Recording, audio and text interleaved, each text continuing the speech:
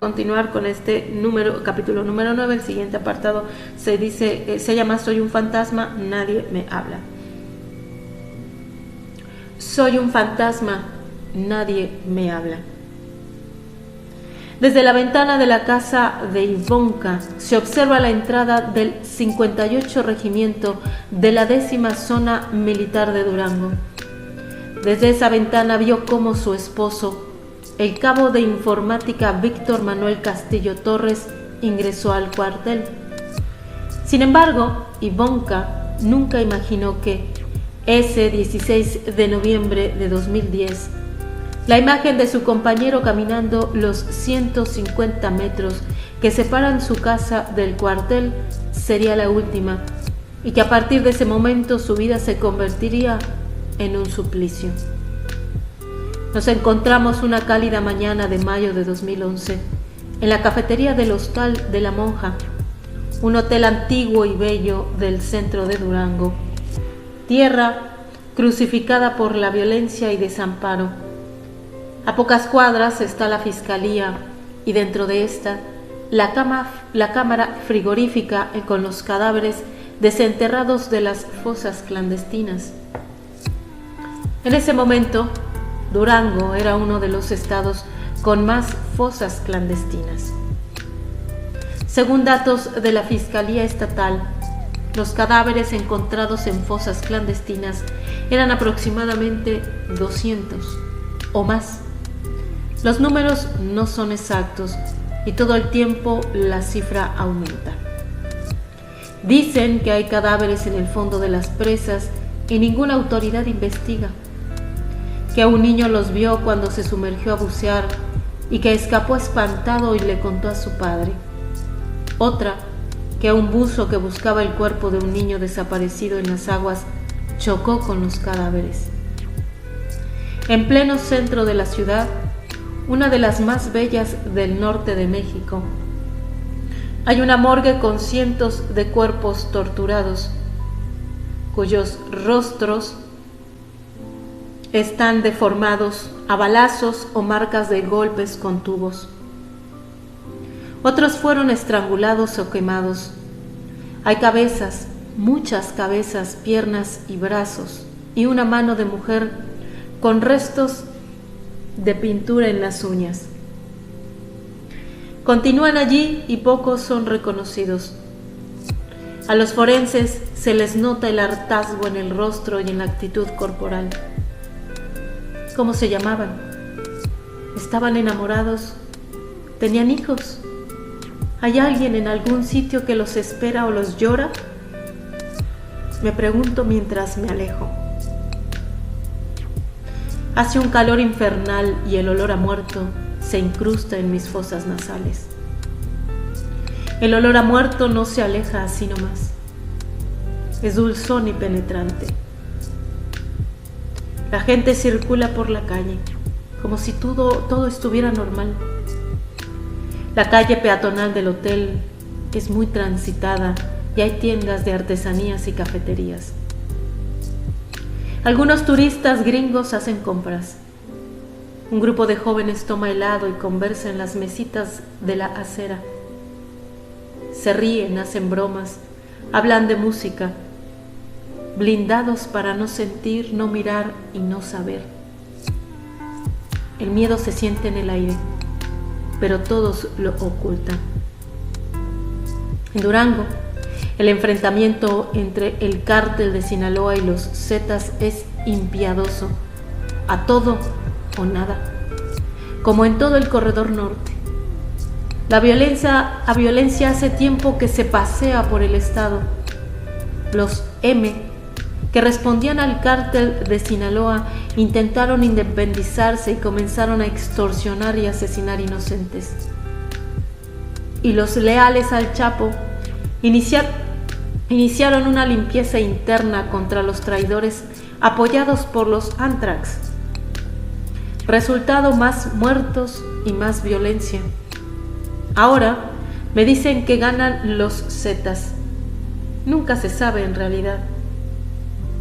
Cuidado con los meseros, los taxistas, las mucamas. Es el consejo de colegas y fuentes. Son halcones, pasan información, no preguntes, no menciones la palabra narco. Los policías judiciales y municipales tienen mala fama. Muchos están involucrados con los criminales. El ejército está infiltrado por los zetas, aunque no lo reconozca. El mal está en todas partes. Una mañana, a pocas cuadras de mi hotel, asesinaron a 14 balazos a un abogado. Desde mi habitación escuché el sonido agudo de la sirena de la ambulancia. Se llama... Ay, Dios, me espantó mi verdad. Chula, me espantaste. Ay, perdón. Se llamaba Eduardo Bravo Campos. Le decían Lalo. Tenía 51 años y era un profesional respetado y querido. Defendía a los estudiantes de la Universidad Juárez de Durango que estaban en litigio con el Congreso local por la autonomía universitaria. 2 sicarios lo aguardaron hasta que ingresó a su despacho y lo acribillaron. Los empleados y abogados del importante despacho jurídico se tiraron al piso, aterrados cuando llegaron los hombres armados que huyeron en una camioneta gris oscuro. Nadie los detuvo y el crimen permanece impune. Los ojos claros de Ivonka siempre están húmedos. Su voz se quiebra y las lágrimas recorren sus mejillas, que ella seca con una servilleta de papel. Perdón que llore, soy fuerte, ¿sabe? Pero estoy viviendo un infierno que no se vale. Cada vez que se quiebra, me pide perdón. Le digo que el llanto no tiene que ver con la fortaleza y que las lágrimas ayudan a mitigar el dolor. Nos abrazamos. Ivonka Hernández Sánchez habla con un delicado repique norteño, a pesar de que es jarocha. Se advierte detrás de su dolor a una mujer fuerte, intensa, difícil de doblegar. Nunca se imaginó deambulando en este desierto, implorando que algún humano se apiade de ella.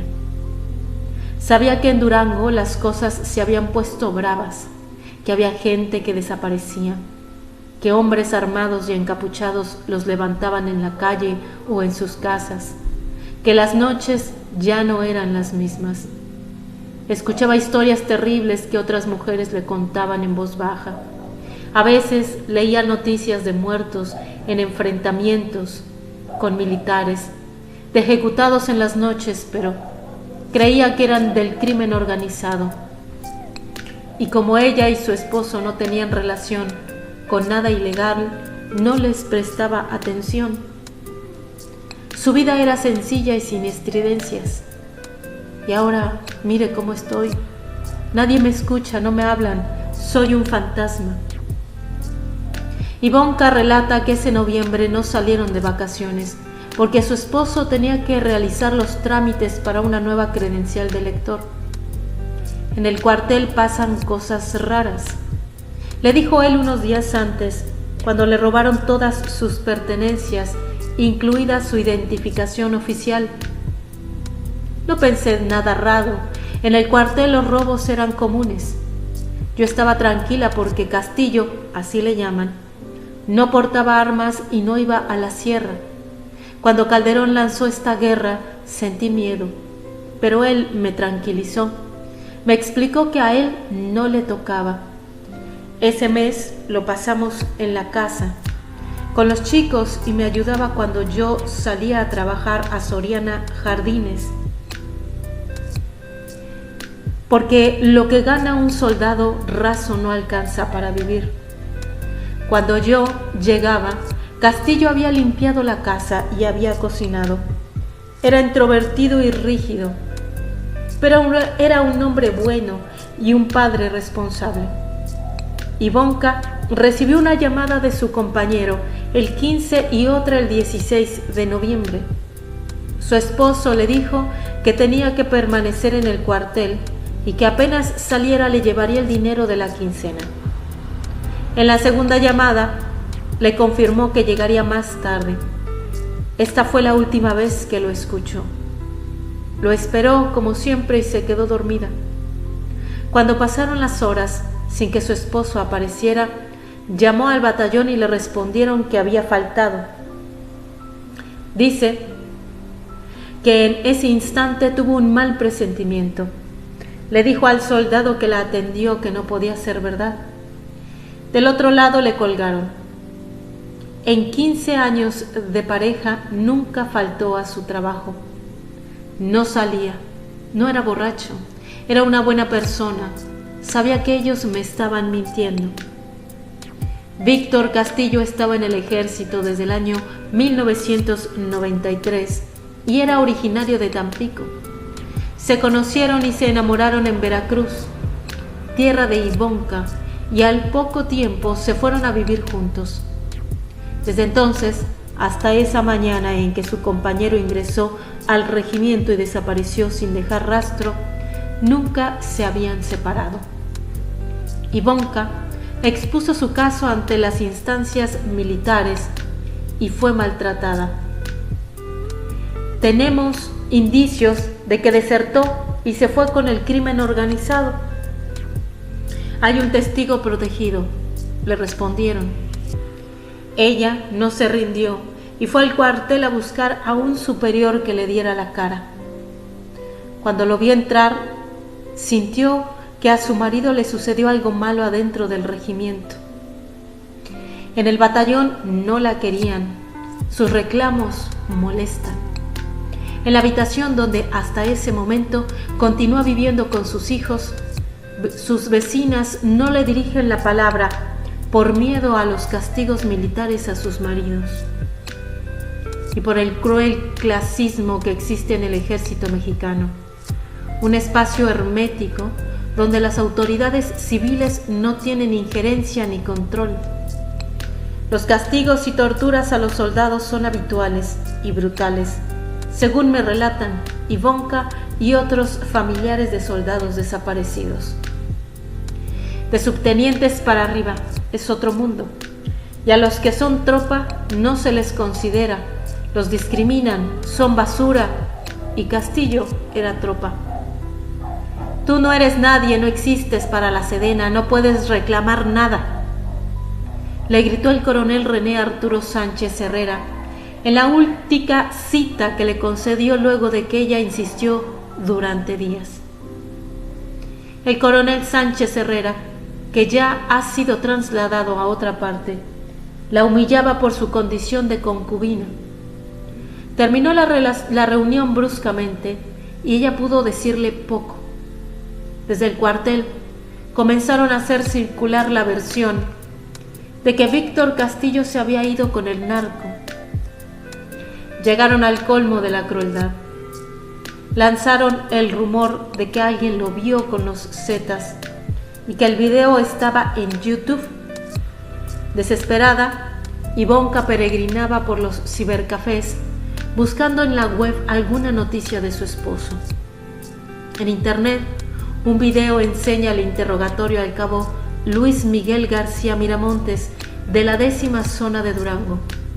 Encapuchados armados le apuntan mientras le preguntan quiénes son los militares que colaboran con los Zetas.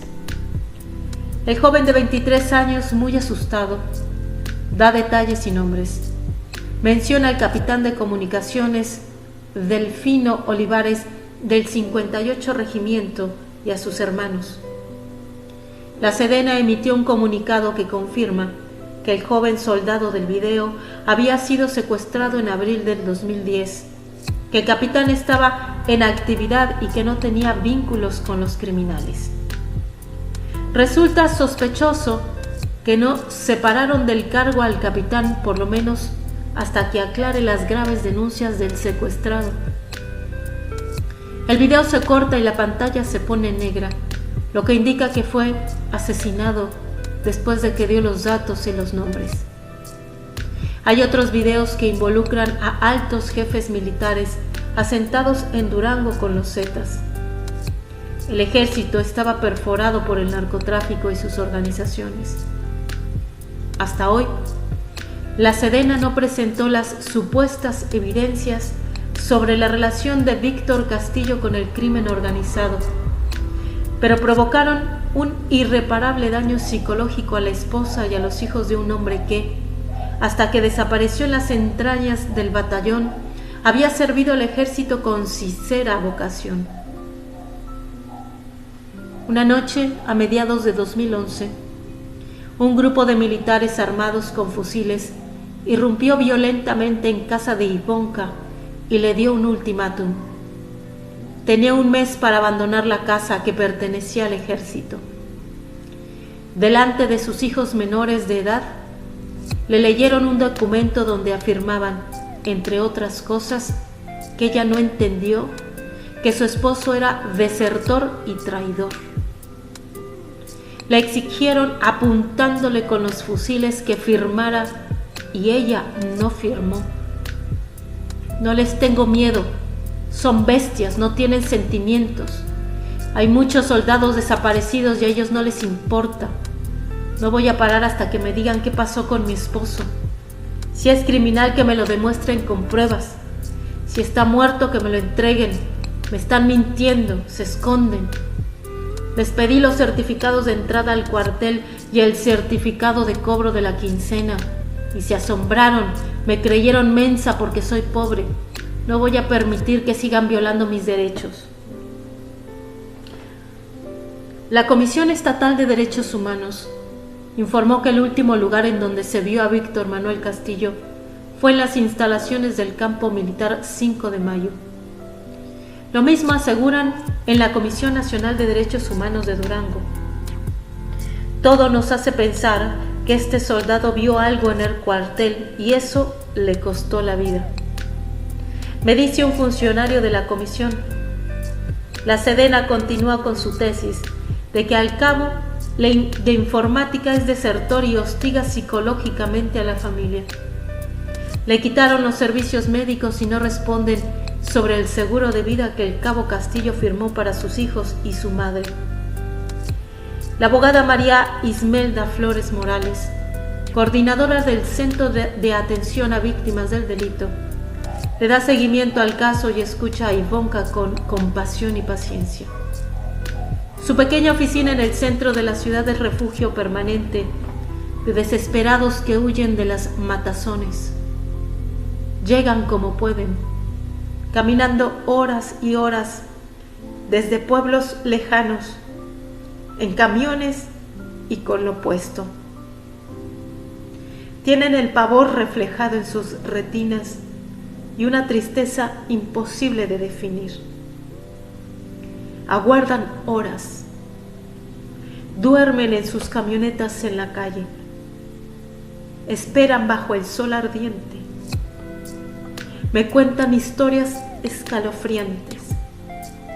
No es mucho lo que el Centro de Atención a Víctimas del Delito de Durango puede hacer, me confiesa María Esmelda con angustia, una tarde mientras caminamos hacia mi hotel. Ivonka Hernández Sánchez, como los demás, enfrenta el peor de los crímenes, la desaparición de su compañero y padre de sus hijos. Nos hicimos los exámenes de sangre, fui a ver a los cadáveres a las fosas. No quiero ver más fotografías de descuartizados y decapitados para ver si entre ellos está Castillo. Salgo enferma. Hay mujeres, ancianos, niños. Tengo pesadillas. No puedo dejar de llorar y lo hago a escondidas de mis hijos. No quiero que me vean así. Tengo que trabajar y cuidarme de esos malvados que me hostigan. No tengo tiempo de ir a la psicóloga y la necesito. Algunas noches sueño con Castillo. Está vivo y me quiere decir algo y no entiendo. Y si está vivo y un día regresa, pienso muchas veces. Mis hijos creen que su papá va a volver. No sé qué decirles. Ya pasó un año.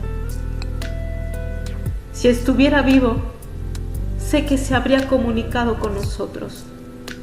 Pero si está muerto, ¿dónde está? ¿Y por qué lo mataron? ¿Por qué los militares no me dicen dónde está? Ni siquiera tengo dónde llevarle una flor.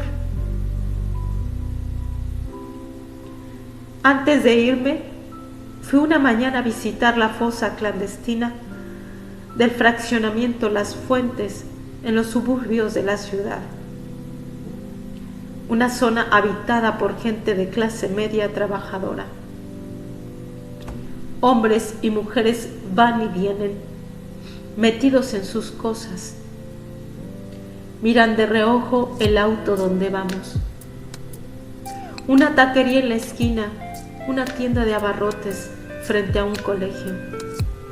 Nada parecía indicar que en ese terreno baldío rodeado de casas habitadas, con la tierra revuelta por las excavadoras, se encontró medio centenar de cuerpos. Al fondo, en un rancho vacío de techos de lámina, funcionaba un taller donde arreglaban radiadores. Unos me dijeron que el dueño del terreno está prófugo, otros que está detenido y que era un policía judicial. Nadie quiere hablar, están aterrados. El sol quemaba como fuego, el aire olía a muertos. Un niño de 6 años jugaba sobre el cementerio clandestino. Se acercó apenas me vio descender del auto. Mis compañeros, 2 periodistas de Durango, decidieron permanecer adentro. Recorrí y pregunté a unos vecinos. Nadie vio nada. La fosa era muy profunda y para cavar necesitaron máquinas. ¿Cómo podía ser que nadie vio o sintió nada? Mire, ceñito, esa es la chamarra de un muertito, me dijo el niño y me señaló un trapo sucio con manchas marrones de sangre seca. Sus ojos negros no mostraban ningún sentimiento. Le pregunté qué hacía en ese lugar. Se encogió de hombros y continuó jugando. Durante el sexenio de Felipe Calderón, desaparecieron 137 militares y 82 se suicidaron, según datos oficiales de la Sedena publicados por la revista Proceso. Los motivos se pueden adivinar, aunque el hermetismo castrense es soviético. El ejército asegura que tiene abiertas investigaciones para dar con el paradero de sus soldados y oficiales desaparecidos, pero las dudas son inmensas. Los fueros militares continúan vigentes y los militares se resisten a ser juzgados por la justicia civil como lo exigen los organismos internacionales. Human Rights Watch, en su visita a México, denunció frente a Felipe Calderón las gravísimas violaciones de los derechos humanos cometidas por el ejército y la marina durante la guerra al narcotráfico. Ni seguridad, ni derechos. Es el título demoledor del informe que enfureció al presidente y a los jefes del ejército y la marina. Felipe Calderón se mostró ciego y sordo frente a los reclamos. No quiere escuchar que muchos militares, los que sacó a las calles para dar batalla al crimen organizado, abusan, torturan y asesinan a los ciudadanos indefensos. Como reflexionó Borges aquella mañana de 1985, después de escuchar el relato de un sobreviviente, no juzgar y no condenar el crimen sería fomentar la impunidad y convertirse en cómplices.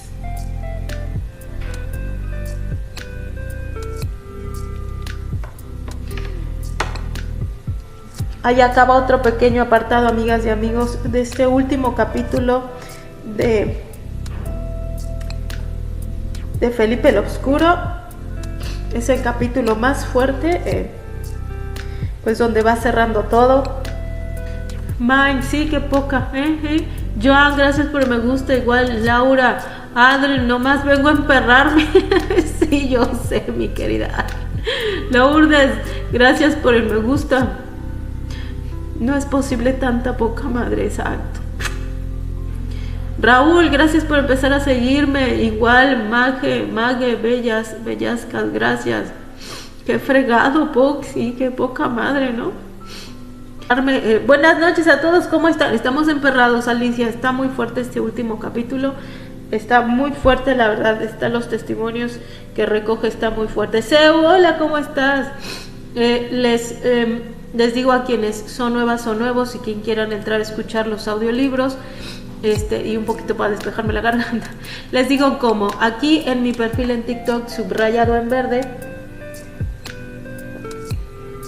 está el link para que puedan entrar a los botones de las redes sociales de esta señora que está en pantalla, que está emperrada con estas cosas, o sea, sé yo. Los lleva a este Linktree donde están los botones de mis redes sociales. Está el WhatsApp, que es el tercer botón, le pican ahí, me mandan mensajito y yo les mando el link para que puedan escuchar los audiolibros. También está el Telegram, le pican y automáticamente están dentro del grupo de audiolibros, y en la sección de música inmediatamente ya pueden empezar a escucharlos, tanto este libro que estamos grabando como los anteriores. Y sí, bueno, ahí están los demás botones. Si alguien cree conveniente hacer una donación por los lives, por los audiolibros o por el contenido de antropología en mi perfil, pues con mucho gusto son bien recibidos, así como el Instagram, el Twitch, el YouTube, el TikTok y el OnlyFans. Ay, pero no sé, aquí no puedo decir solo para fanáticos, bueno, ya saben que hay allá.